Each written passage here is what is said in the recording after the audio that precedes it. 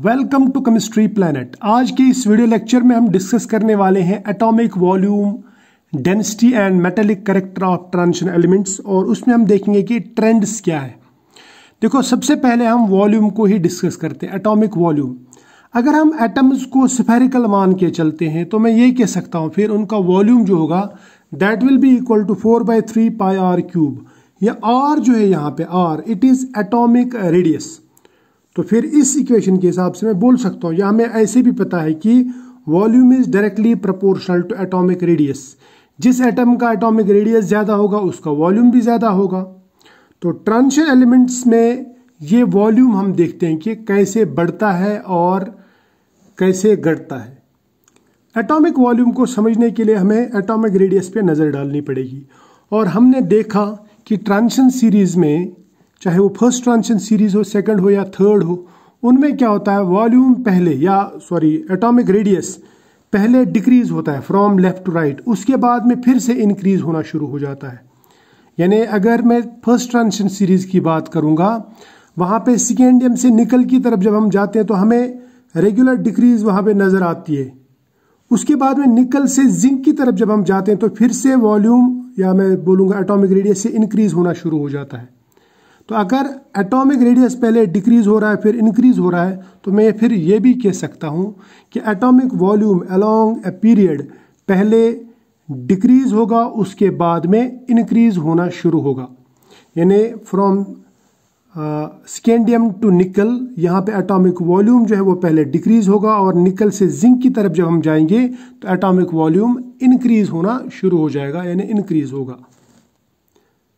अब atomic volume के बाद में आती है बारी डेंसिटी की। डेंसिटी को अगर हम सिंपली डिफाइन करेंगे तो it is mass per unit volume.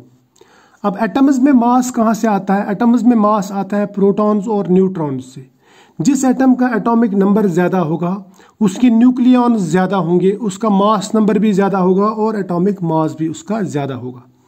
तो जब हम स्कैंडियम से निकल की तरफ जाते हैं तो हमें वहां पे सिंपली नजर आता है कि वहां पे मास इंक्रीज होगा, एटॉमिक नंबर इंक्रीज हो रहा है तो मास भी इंक्रीज होगा, एटॉमिक मास भी इंक्रीज होगा। और साथ साथ में हमने अभी देखा कि स्कैंडियम से निकल की तरफ जब हम जाते हैं तो वहां पे वॉल्यूम डिक्रीज होता है। मास इंक्रीज हो रहा है, वॉल्यूम डिक्रीज हो रहा है, तो इसका मतलब डेंसिटी बढ़ रही है, क्योंकि density is directly proportional to mass and inversely proportional to atomic volume. ठीक है, लेकिन जब हम निकल से जिंक की तरफ जाते हैं तो वहां पे फिर से वॉल्यूम बढ़ना शुरू हो जाता है। अगर वॉल्यूम बढ़ेगा तो volume is inversely proportional to density, volume बढ़ेगा तो डेंसिटी कम होगी, डेंसिटी दोबारा से नीचे आना शुरू हो जाएगी, यानी डिक्रीज होना शुरू हो जाएगी, क्योंकि वॉल्यूम बढ़ रहा है फ्रॉम निकल टू जिंक। और अगर हम फर्स्ट ट्रांजिशन सीरीज एलिमेंट्स की डेंसिटी कंपेयर करेंगे तो आप देखेंगे कि स्कैंडियम की डेंसिटी ग्राम पर ml के हिसाब से अगर हम देखेंगे पर ग्राम पर क्यूबिक सेंटीमीटर, तो वहां पे आपको दिखेगा स्कैंडियम की डेंसिटी 3.0 है, फिर टाइटेनियम 4.51, फिर वैनेडियम की 6.1। तो इसका मतलब डेंसिटी पहले इंक्रीज हो रही है अप टू निकल। देखो यहाँ पे 8.9 कोबाल्ट का, फिर 8.9 निकल का। लेकिन जब आप कॉपर पे पहुंचते तो कॉपर तक की पहले इंक्रीज ही हो रहा है, लेकिन कॉपर से जब आप आगे जाते हैं जिंक की तरफ, तो वहां पे आपको ये नजर आता है कि यहाँ पे डेंसिटी फिर से डिक्रीज हो गई।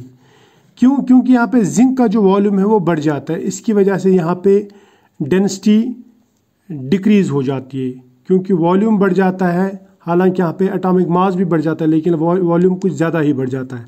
और इन तीन एलिमेंट्स में वॉल्यूम और मास नंबर एक दूसरे को कंपेंसेट करते हैं, इसीलिए यहाँ पे डेंसिटी चेंज ज़्यादा नहीं होती। यहाँ पे देखो इन दोनों की सेम है, इसकी भी ऑलमोस्ट इनके बराबर ही है, तो डेंसिटी यहाँ पे ज़्यादा चेंज नहीं होती है।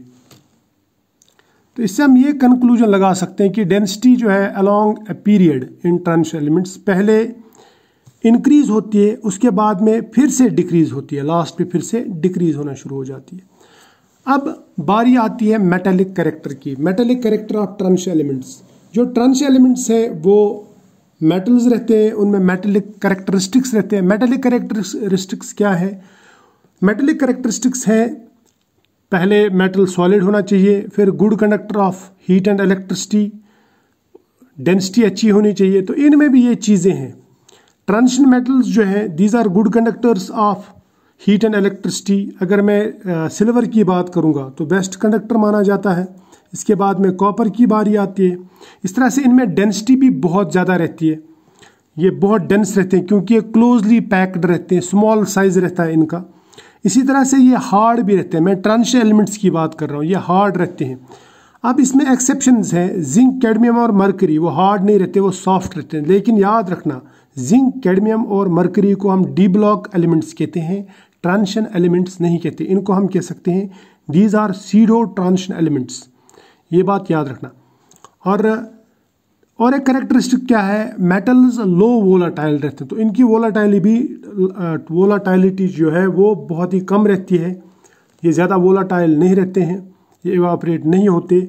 इसी तरह से ये मेलिएबल होते हैं, इनको आप शीट्स में स्प्रेड कर सकते हैं पीट के या स्ट्राइक करने से। इस तरह से ये डक्टाइल होते हैं, इनको आप जो है वायर्स में स्ट्रेच कर सकते हैं, वायर्स बना सकते हैं आप इनकी। और खास बात क्या है कि ये सॉलिड्स रहते हैं। देखो एक मेटल है डी ब्लॉक्स में, वो है Hg। मैंने ये कहा कि Hg जो है, Hg जिंक, कैडमियम, मरकरी, ये ग्रुप 12 के एलिमेंट्स हैं। These are called pseudo transition elements, या इनको हम डी ब्लॉक कह सकते हैं, लेकिन ट्रांजिशन एलिमेंट्स नहीं कह सकते। तो मैं ये कह सकता हूँ फिर कि all transition elements are solids, ductile, malleable, low volatile, hard, high density, good conductors of heat and electricity.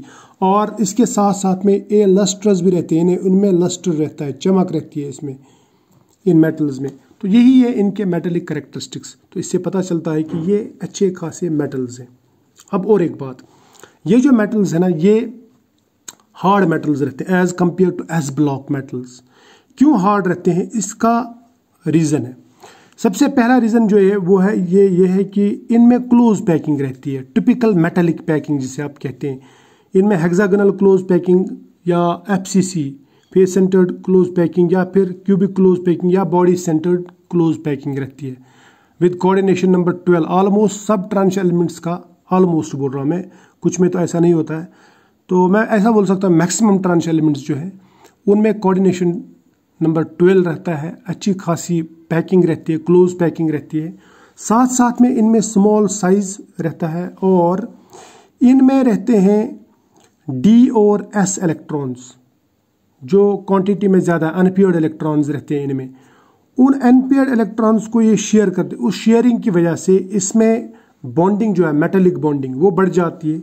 अब ये स्ट्रॉन्ग बॉन्डिंग और क्लोज पैकिंग और स्मॉल साइज की वजह से इनकी जो हार्डनेस रहती है वो बहुत ज़्यादा रहती है। इनमें हाई डेंसिटी रहती है और हाई हीट ऑफ वेपोराइजेशन और सब्लिमेशन, यानी अगर आप इनको सब्लिमाइज करना चाहेंगे या इनको मेल्ट करना चाहेंगे या वेपोराइज करना चाहेंगे तो उसके लिए बहुत ही ज़्यादा हीट लगती है।